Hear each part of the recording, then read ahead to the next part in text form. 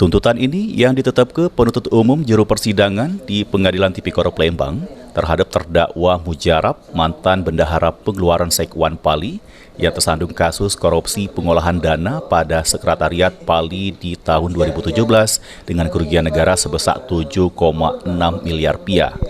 Penuntut umum nuntut terdakwa Mujarab dengan hukuman selama 8 tahun dan 6 bulan penjara, denda sebesar 500 juta rupiah dengan subsidiar 3 bulan penjara.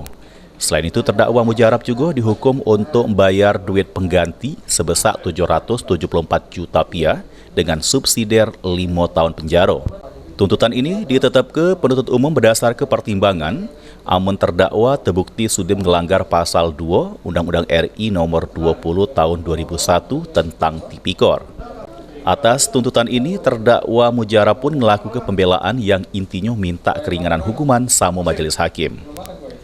Selanjutnya, atas tuntutan sama pembelaan sudah dibaca ke ini, sehingga tinggal majelis hakim yang bakal nyusun putusan di persidangan berikutnya.